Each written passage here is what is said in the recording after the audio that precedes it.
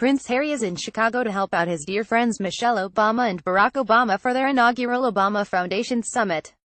Touching down yesterday, Harry hit the ground running after he and the former First Lady surprised a group of teens at Hyde Park Academy. But the 33-year-old's real purpose in Chicago is to be a keynote speaker at the Obama Foundation Summit. Stepping up to the plate, Meghan Markle's rumored fiancé spoke out about how he found it hard to serve as a royal but found solace in his mother's legacy. Melody Hobson hosted a Q&A with Prince Harry at the inaugural Obama Foundation Summit on October 31, 2017 in Chicago. "I think what happened to my mom probably put me a step back, thinking, how could someone who did so much for the world and did so much for everyone else be treated like that by a certain institution," the 33-year-old said on Tuesday night.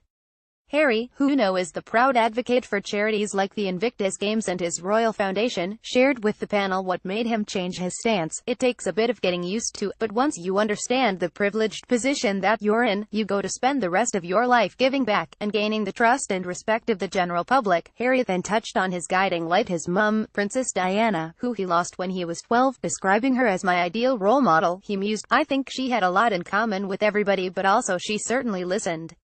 In a very, very short space of time she was like a vacuum going around, sucking up all the information, all the criticism, all the issues, all the positives and negatives from everybody, then putting her name and her platform toward the bigger issues that had never been talked about." Before adding, "In society we suffer from this illusion, or reality, that some problems become so big that nobody wants to get involved. She was the one that changed that. I will always look up to her. Everything she did and the way she did it was having an impact, making a difference."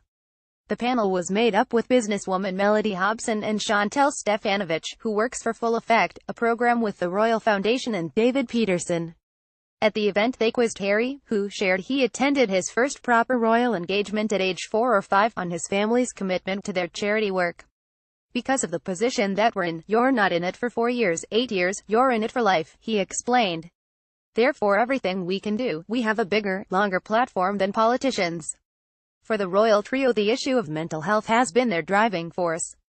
Harry remarked, "In today's world, you have to be involved with things that make sense to where your passions lie, rather than show up to a charity once a year. I don't think that's beneficial to anybody." Prince Harry isn't the only royal hard at work this week.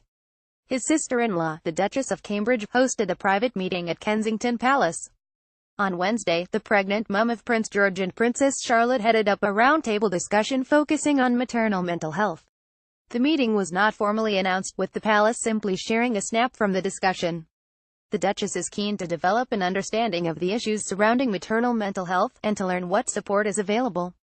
This week, Kate dropped by the Lawn Tennis Association. She took part in a Tennis for Kids session, a program designed to encourage children, aged 5 to 8 years old, to play and enjoy tennis. Catherine, who is set to welcome her third child in April 2018, met with academics and practitioners from Maternal Mental Health Alliance, Anna Freud Center, Family Action, Royal College of Obstetricians and Gynecologists, King's College and Best Beginnings. The 35-year-old has always been open and honest about her experience with motherhood. While she has described it as a rewarding and wonderful experience, Kate has admitted that there are moments that can be a huge challenge, where she felt a lack of confidence.